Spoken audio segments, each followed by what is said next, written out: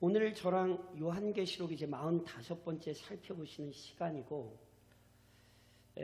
7개의 시리즈가 있는데 그 중에 7 나팔을 불고 7 진노의 일곱 진노의 잔을 쏟기 전에 12장으로부터 14장이 삽입되어 있는 이 내용을 살펴보고 계신 거예요. 12장으로부터 14장은 앞서 언급했던 교회와 사탄 사이에 벌어지는 영적 전쟁을 조금 더 구체적으로 알려준다고요. 그래서 12장에 보니 사탄이 하나님께서 허락하신 권세로 하나님께서 허락하신 기간, 즉 1260일, 42달, 한때와 두때와 반때, 3년 반으로 표현된 이 시간 동안, 조금 다른 말로 바꾸면 그리스도께서 재림하시는 그날까지 사탄은 교회를 괴롭힌다는 사실을 확인시켜 준 거예요.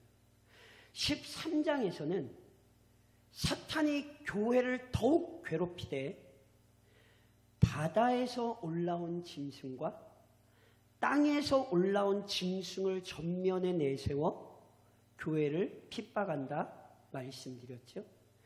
바다에서 올라온 짐승은 세속 권력이고 땅에서 올라온 짐승은 거짓 선지자, 종교 세력을 상징해요.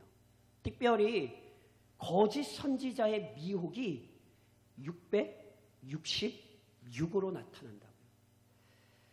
제가 다시 한번 말씀드리지만 적어도 저랑 요한계시록을 하셨으면 조금 이따 또 나오겠습니다만 14만 4천이 뭔지 666이 뭔지 정도는 혼동하시면 안 되는 거예요.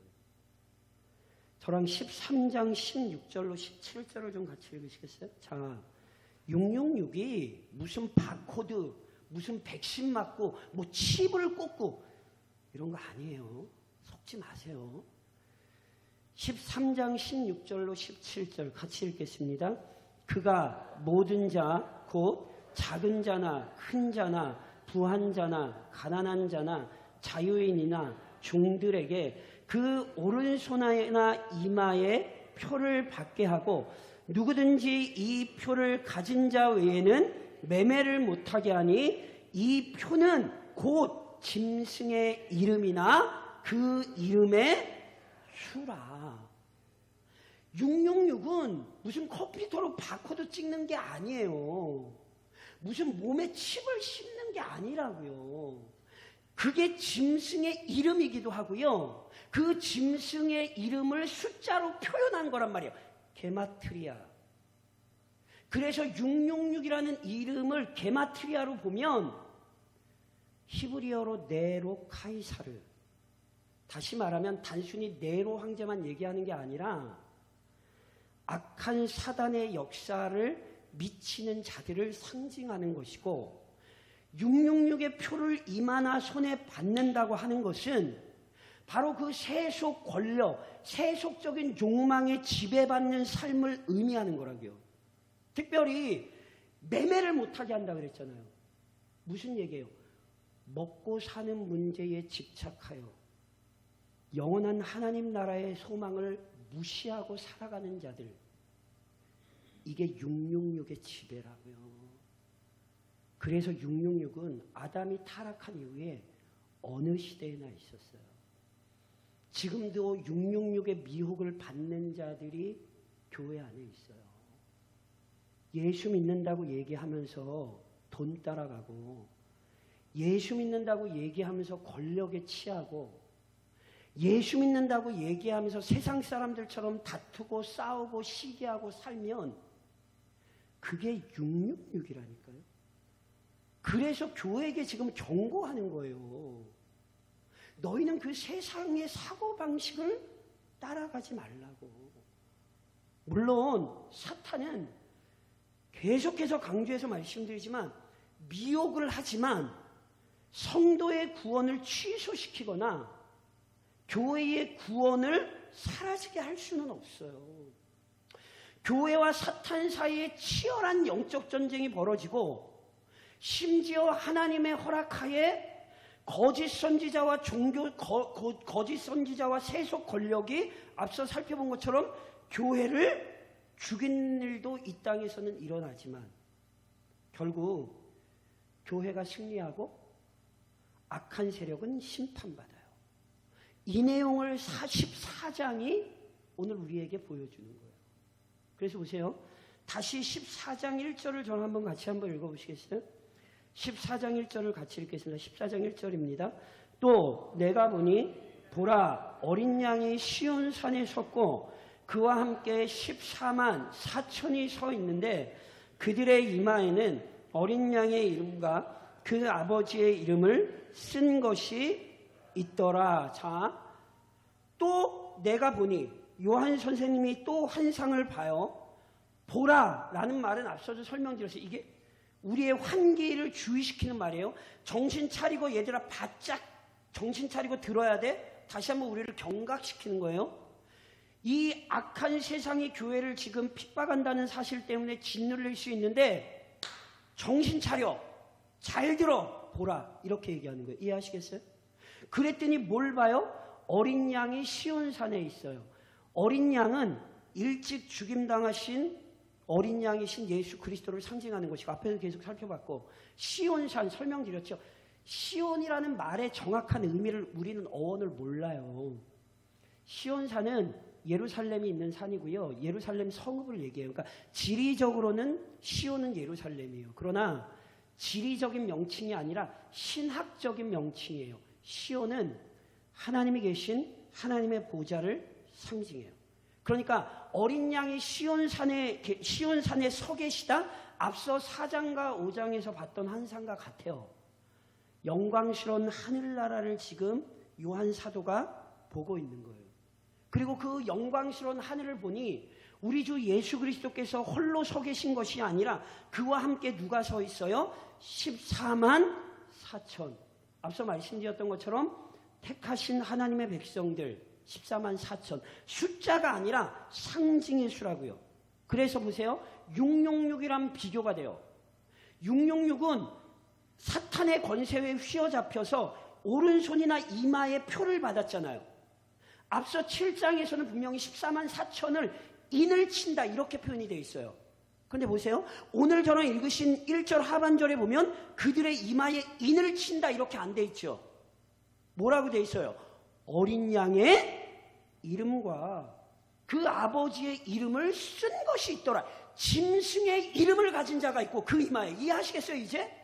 그 이마에 짐승의 이름을 가진 자가 있고 그 이마에 어린 양과 아버지의 이름을 가진 자가 있다고요. 뭘 찍어 누르고 뭘 바코드를 찍고 이게 아니라고요. 다시 한번 말씀드리지만 666은 상징적인 수로서 사탄의 지배 아래 들어가는 것, 그 지배에 미혹받는 걸 얘기하는 거예요. 우리는 사탄의 지배 아래 있지 않아요. 우리를 지배하시는 분은 어린 양과 그의 아버지세요. 그래서 우리 이마에 이름이 있다고. 이마에 이름 써 계세요? 안 써 계세요? 이마에 이름 써 있으세요? 그쵸? 상징이라니까요. 그 상징을 이해하셔야 된다고요. 어린 양의 우리의 이마에 어린 양의 이름이 있는 것처럼 세상 사람들에는 그 이마에 사탄의 이름, 세속적인 이름이 있는 거예요. 그것의 지배를 받는 싸움을 얘기하는 거예요. 이해하시겠어요? 이제 다시 한번 누가 무슨 백신 맞으면 뭐가 들어가가지고 참 어리석은 인생들이죠. 그런 헛된 얘기에 속지 마시라고요.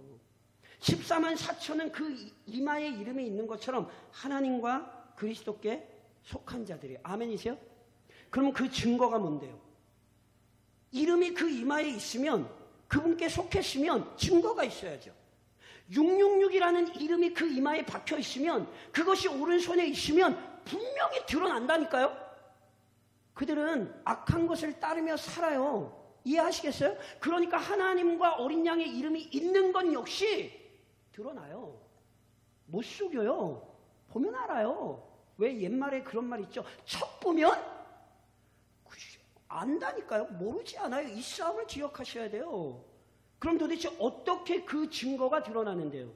저랑 2절을 읽으실까요? 2절입니다. 2절 같이 읽겠습니다. 내가 하늘에서 나는 소리를 들으니 많은 물소리와도 같고 큰 우레소리와도 같은데 내가 들은 소리는 검은 고 타는 자들이 그 검은 고를 타는 것 같더라. 자, 저를 보시면 오늘 나오는 14만 4천의 환상은 이미 저랑 앞서 4장과 5장에서 보신 거예요. 요한 선생님이 하늘에서 나는 소리를 들어요. 이 하늘에서 나는 소리는 하나님의 음성이 아니라 실은 하나님의 백성들이 찬양하는 소리예요. 우리 주 예수 그리스도의 옆에 14만 4천 하나님의 백성들이 서서 뭐하고 있냐 하면 많은 물소리와도 같고 큰 우레소리와도 같은 검은 고 타는 자들이 그 검은 고 타는 소리와도 같은 뭐 하는 거예요? 찬양을 부르고 있음을 성경이 설명하는 거예요. 그래서 보세요. 이건 지금 하늘의 광경인 동시에 이 땅의 교회의 모습을 우리에게 보여줘요. 이 땅의 교회는 지금 하나님 보좌에 있는 14만 4천이라니까요. 그래서 교회는 오늘도 모여서 함께 모여있어요. 저희가 기쁘게 찬양하잖아요. 제가 누님이 말씀드린 것처럼 앞서도 말씀드렸죠. 자, 저랑 3절까지 한번 읽고 다시 한번 기억을 떠올리셔야 돼요. 자, 3절 같이 읽겠습니다. 그들이 보좌 앞과 내 생물과 장로들 앞에서 새 노래를 부르니 땅에서 속량함을 받은 14만 4천 밖에는 능히 이 노래를 배울 자가 없더라.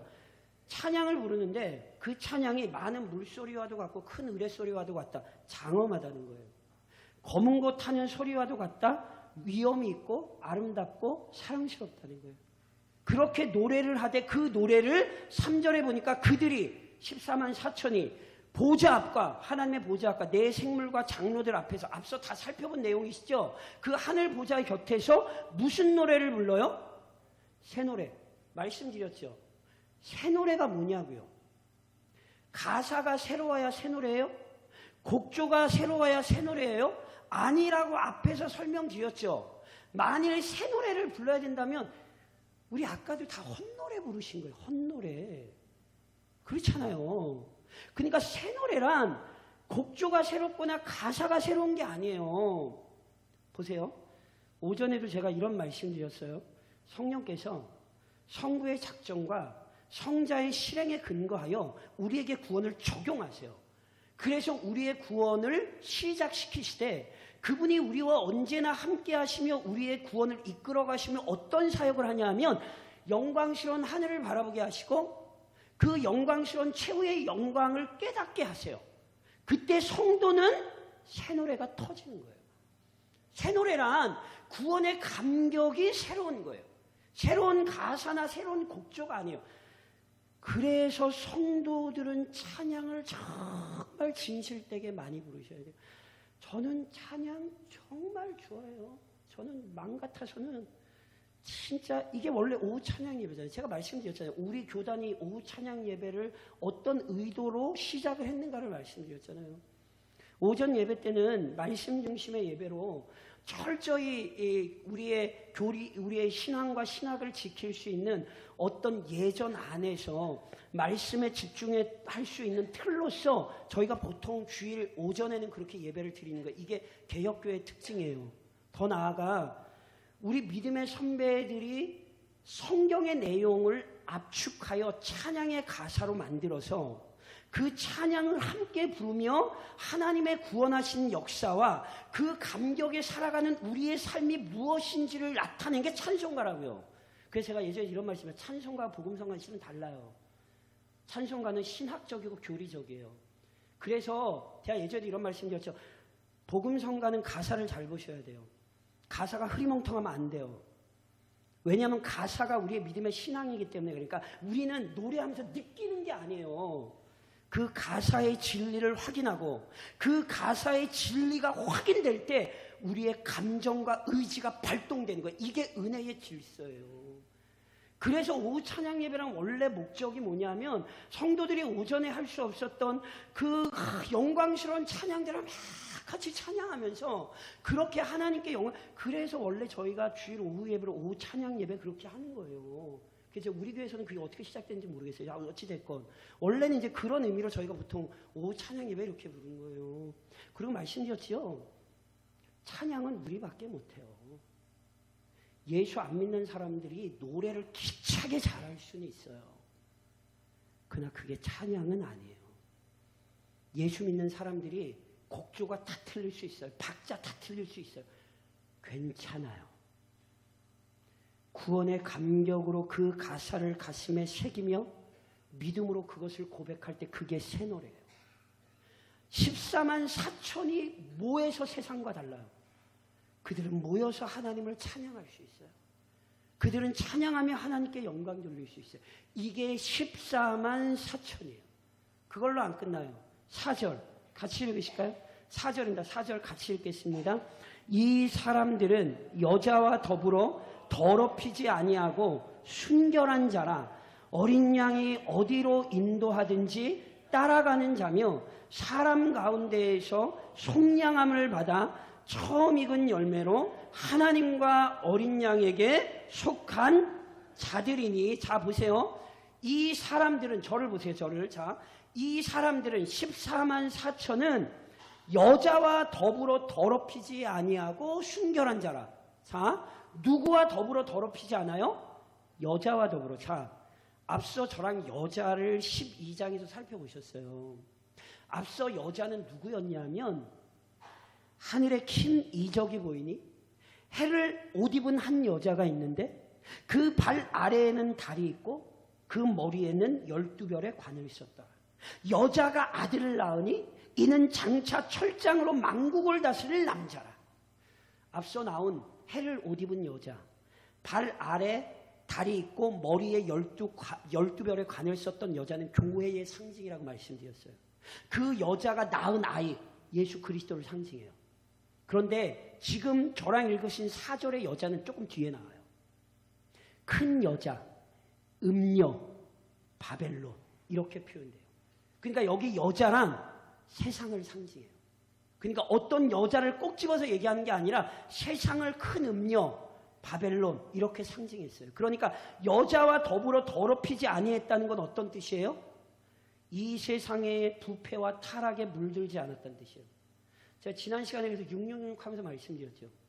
홍수 심판이 왜 내렸는가 봤더니 세상이 악해서가 아니에요.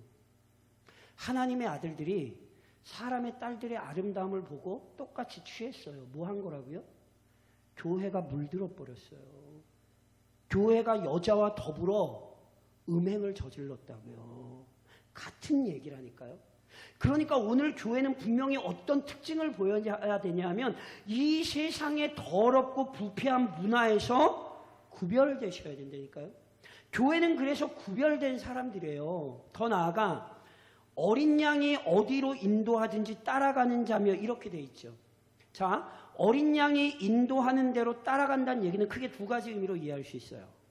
우선 어린 양이 인도하든지 따라간다라는 건 어린 양을 말 그대로 따라서 살아간다는 뜻이에요. 그리스도인이라는 의미 자체가 뭐라고 설명드렸어요? 그리스도를 따르는 사람들. 그래서 보세요. 예수님께서도 이 세상에 계실 때에 세상과 타협하신 게 아니에요. 그분은 세상과 구별되셨지. 그러니까 어린 양이 어디로 가든지 따라간다라는 건 예수님이 그렇게 사셨던 것처럼 오늘 우리가 예수님처럼 예수님을 본받아 사는 것을 의미하는 거예요.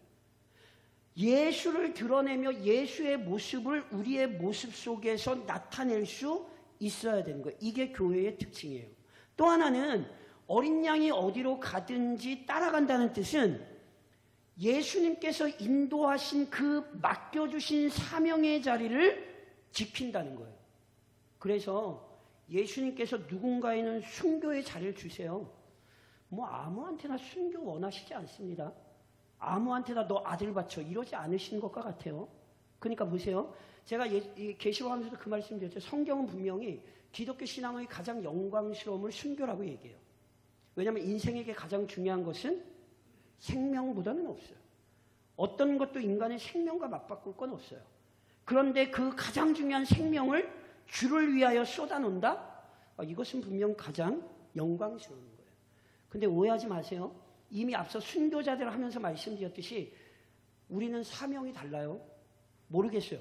진짜로 하나님께서 어떤 섭리 속에서 우리 중에 누군가는 어떤 순교할 일이 있을지 모르겠어요. 진짜로 예수님을 믿는 것 때문에 목숨을 버리게 되는 순교하실 분이 있을지는 잘 모르겠어요. 그런데 지금 우리 현실에서는 그렇지 않죠.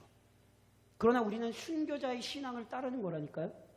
오늘 내게 맡겨주신 자리가 예수님이 나를 인도하신 자리예요. 그래서 항상 말씀드리잖아요. 도망치실 생각을 하지 말고 그 자리를 잘 지키시는 게 우리 주님의 뜻이에요.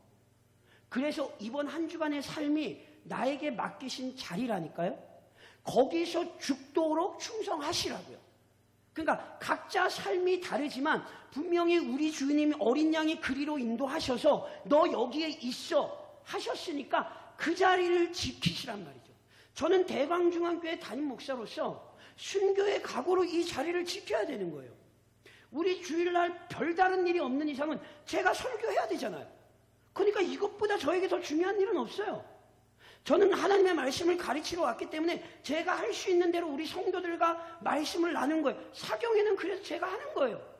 왜냐하면 그 자리는 제가 다른 사람에게 뺏길 수 없어요. 어떤 특별한 일이 있어서 우리가 강사를 모시고 오는 것과 다르게 내가 이 교회의 담임 목사로서 성도들의 신앙을 양육해야 될 책임을 질 목사로서 어디 나가서 딴짓하면 안 되고 뭐 어디 나가서 집회인도 하고 그건 맡겨주시면 가서 하는 거지만 우선 제 첫 자리는 대광중앙교회인 거예요. 우리 성도들을 데리고 말씀으로 씨름하지 않으면서 뭐 여기도 강사 나오고 저기도 강사 그거 다 필요 없어요. 그 작아요. 죄송합니다. 오해하지 마십시오. 우선 제 맡기신 자리를 지키지 않으면 그거 우리 주님이 기뻐 안 하세요. 그래서 저는 우리 성도들과 사경이 하는 거예요. 왜요? 이게 제 예수님이 인도하셔서 저를 두신 자리거든요. 그러니까 우리 성도들 역시 마찬가지라니까요. 목사가 정말 목숨 거는 심정으로 설교를 하면 성도들은 정말 목숨 거는 심정으로 그 설교를 받아야 돼요. 분명히 성령께서 말씀과 함께 말씀을 동반하여 역사하신다는 성경의 교리를 믿는 사람들이라면 말씀 앞에 모이는 것보다 더 중요한 일이 있습니까? 교회가 말씀을 사모하여 말씀 앞에 깨어지는 것보다 더 중요한 일이 있냐고요. 아니요. 1년에 어떤 것보다 우리는 사경보다 중요한 거 없어요. 매주 예배 드리고 매일 뭐 새벽 기도 보면서 말씀 듣고 사경 이거보다 교회가 해야 될 더 중요한 일이 없다니까요. 그걸 정말 인정하신다면 최선을 다해서 시간을 내서 말씀 앞에 엎드리는 것이 이게 어린 양이 어디로 이끄든지 인도하는 대로 따라가는 거예요. 또 하나 저를 그 사람 가운데에서 속량함을 받아 처음 익은 열매로 하나님과 어린 양에게 속한 자들이니 이렇게 돼 있잖아요. 자, 속량은 쉽게 설명드리면 에베소서에서 나와 있는 것처럼 죄 사함이고요. 사람 가운데서 즉 이 세상의 죄인들 가운데에서 죄 사함을 받아 어떤 열매가 됐어요? 처음 익은 열매 또는 첫 열매. 성경에 보면 첫 열매는 하나님께 드려진 예물을 상징해요. 그래서 특별히 우리가 한 해의 반을 원래 이제 성경엔 다른 개념인데 우리는 어찌됐건 한 해의 반을 마칠 때 그리고 한 해의 반을 새롭게 시작할 때 저희가 어떤 주의를 지켜요? 반을 마치고 반을 시작할 때 어떤 주의를 지켜요? 기억하세요? 하나님께서 명령하신 유월절 성례식으로 나타나죠. 장막절, 수장절, 수장절, 곡식을 거두는 것, 추수감사주일로 나타나죠. 그리고 또 하나가 있잖아요. 오순절, 칠칠절, 초실절. 오순절이 뭐예요? 6월절로부터 50일이 지나서 첫 열매를 거두어 하나님께 드리던 절기예요. 그래서 첫 열매란 하나님께 속한 것을 상징하는 거예요. 처음 것은 모든 것을 예표하는 거란 말이에요. 그래서 우리가 처음 익은 열매란 우리가 하나님께 속했다는 사실을 표현하는 또 다른 방식이에요. 우리는 누구 거예요? 하나님 거예요. 그 얘기하는 거예요. 그 증거를 나타내라는 거예요. 하나님께 속했다는. 5절까지 같이 읽으실까요? 5절 읽겠습니다. 같이 시작. 그 입에 거짓말이 없고 흠이 없는 자더라. 자, 지금 설명드린 것의 5절에 보니까 14만 4천의 특징이 뭐예요? 그 입에 뭐가 없어요? 거짓말이 없고 흠이 없는 자들이에요. 성도 여러분, 거짓은 사탄의 특징이에요. 그래서 성도들은 하여튼 거짓말하지 않도록 주의하셔야 돼요. 우리가 알게 모르게 의도하지 않게 거짓말을 할 때가 우리가 살다 보면 있는데 어찌됐건 그리스도인들은 철저히 깨어서 거짓말하는 사람이 되지 않도록 다른 사람들에게 야, 저 사람 얘기는 못 믿겠어. 이게 진짜 비참한 거예요. 왜냐면 거짓말은 사탄의 특징이거든요. 특별히 이제 다음에도 이제 계속해서 나오겠습니다만 입을 조심하셔야 돼요. 그리스도인들은 막말하시면 안 돼요. 그러면서 이렇게 얘기해요. 나는 원래 성격이 알아요. 근데 예수를 믿는다는 건 그 막말을 절제하는 신앙의 훈련을 받는 거예요. 예수를 믿으면 믿을수록 막말이 절제되는 사람이 되는 거라니까요. 나는 원래 성격이 그래 이러시면 안 되고요. 그 입에서 나오는 말을 주의하셔야 돼요. 이것과 관련해서 흠이 없는 자들이라는 표현도 주목하셔야 돼요. 여기 원래 흠이 없다는 표현이 역시 하나님께 드려지던 제물에 사용되던 표현이에요. 그러니까 성도들은 이 땅에서 거짓말만 안 하는 게 아니라 그들의 행실이 세상 사람들 보기에 흠이 없도록 시험될 만한 일이 없도록 구별해야 된다고요. 이게 14만 4천의 특징으로 등장을 하는 거예요. 그러니까 보세요. 이마에 하나님의 이름과 어린 양의 이름이 있기 때문에 이마에 666이라는 표시가 있는 사람들과 전혀 다른 삶을 살 수밖에 없는 거예요.